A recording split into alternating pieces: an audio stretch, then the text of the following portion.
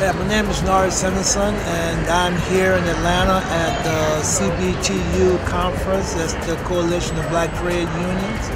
And I was invited to be one of the panelists on the session dealing with mass incarceration. A little about my background. I'm from Louisiana, from New Orleans, and I was invited primarily by some folks from the Center for Community Change to be a part of this and to kind of like spread some information about the impact of mass incarceration. I am a former incarcerated person. I spent 27 years, 10 months and 18 days in prison for a crime I did not commit. I've been released from prison in March of 2003. I've been home 11 years and some change.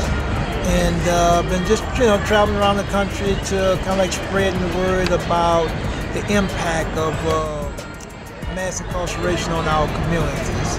It was good being here today to share with folks and to try to bridge the divide that folks have. Most folks in our communities have been impacted in some shape, form, or fashion by mass incarceration, by either having a friend or loved one actually in prison. And it was really striking after the presentation how many people approached me to talk about their situation of having loved ones who've actually been incarcerated. The reality that this just don't happen by happenstance, that this is something very systemic that's going on here in this country. And again, it's something that I think the time to have this conversation, this corrective behavior conversation with America about how we have used the criminal justice system to do their bidding to really marginalize folks of color. Well, tell everyone your story, how you ended up doing 27 years. Well, when I went to prison in the 70s, I wound up in prison, again, like I said, for a crime I didn't commit. At the time I went to prison, police reports was not public records. So after I was in prison for 13 years, police reports became public record. I obtained a copy of my police report. And in the body of the police report, the victim of the crime identified somebody who was already in jail. And even with that knowledge, it took me another 13 years before I got out of prison. But I'm blessed. I'm blessed by the extent that the lawyer that represented me primarily because I helped somebody get out of prison. And that person became friends with the lawyer and asked the lawyer to help me. And the lawyer did. For the next 13 years, the lawyer represented me for free. And not only that, after I got out, the lawyer had a job waiting on me. And, so I tell people all the time, I'm blessed in the sense that, prison was a bad experience with good results. And the work that I do now, I am the executive director of an organization that's called VOTE, which is the acronym for Voice Select Offender. And what we do is I organize folks specifically around their right to vote in Louisiana, but also address the collateral consequences that they face upon re-entering society, helping them find jobs, helping them find housing, helping them access to health care, and removing all the barriers that they're faced with. And so, this is the work I do on the daily. And like I said again, that, had it not been for the negative experience, that I don't know where I would be or whether or not I would be doing this work. But this work is my calling. This is my life work, to do this work, to kind of like raise the awareness of folks about how the criminal justice system is, not just in Louisiana, but across this country. What would you say to young people who are at the, crossroads of doing the right thing and doing the wrong thing? Well, first thing I'll say this is that there is no wrong way to do the right thing. You cannot be on the fence. You got to be on one side of the fence or the other side of the fence. And the tragic thing about it is that, I used to tell my son, that, wise men learn from the mistakes of others. A fool learns from his, but a wise man from the mistakes of others. And so, this is why I tell this story to folks, to give them some insight that this could happen to anybody. So don't think that you're immune from something like this happening, but sometimes we throw bricks at the front gate by creating these third-degree situations for ourselves that cause us to get caught up in these situations. You know, I'm like, wasn't the perfect person, you know, but, you know, I went to jail for something I didn't do, you know, and not that I had never done that in life, but literally went to jail for something I didn't do. So it just shows you how the system, you can get snared up in it, even when you haven't done a thing. Now, we know that the statistics are showing that the mass incarceration of primarily African American, brown, poor people. What is your take on that? Oh, that's real. They're real.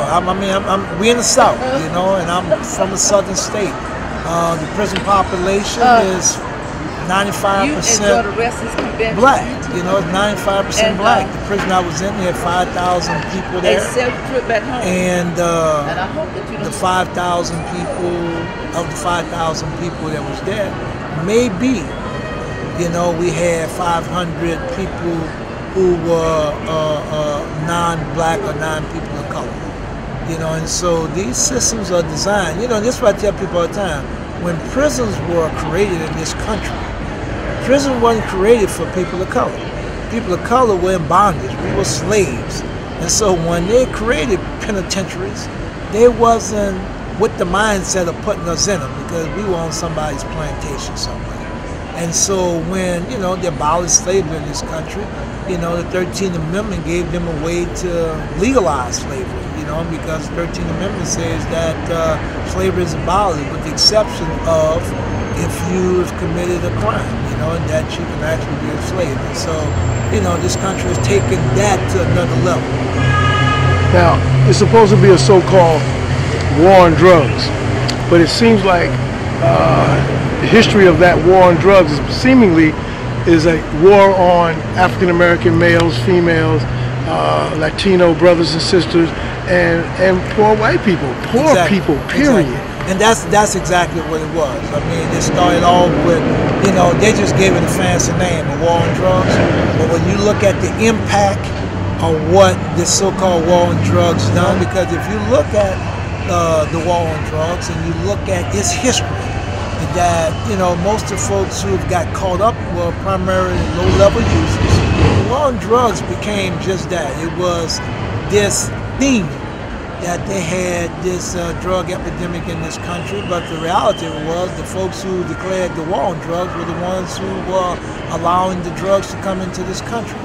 If you look at how the crack epidemic devastated our communities, that the history of that came from the CIA putting crack in Los Angeles, and then the next thing you know, we have this epidemic. And so when people talk about the war on drugs and what happened, you know, the federal government started paying states to have truth in sentencing. That if you put people in prison and make them spend 85% of the sentence in prison, we would reward you by giving you money to build prisons.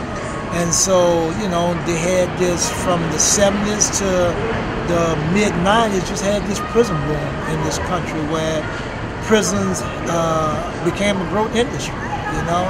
And, you know, I tell folks all the time, when we look at this, and we, you know, history is the judge of all of this, that when we look back at this period in our history, we'll see that this was nothing but another means for them to set up shop to do other business. When NAFTA came along and they, you know, imported all the jobs out of this country, well, they created more jobs. Those jobs were prison cottage jobs, you know, where people started privatizing prison. They privatizing probation and parole. So when you look at those things, those are the things that really have devastated our community, and the collateral damage from it is just, you can't even put a dollar amount on it. And again, man, I just really want to, you know, thank CBTU for inviting me and, you know, having me today, and, you know, want to, you know, thank you, you know, for, you know, fixing it, you know, because one of the things about it is, as soon as I saw your cap this morning, you say fix the production, I'm like, okay, fix that, you're trying to make this thing right. And that's what this whole thing is about. And so this is why I do what I do, for the same reason, to fix this broken system. This is what I do, We thank you so much. You're welcome.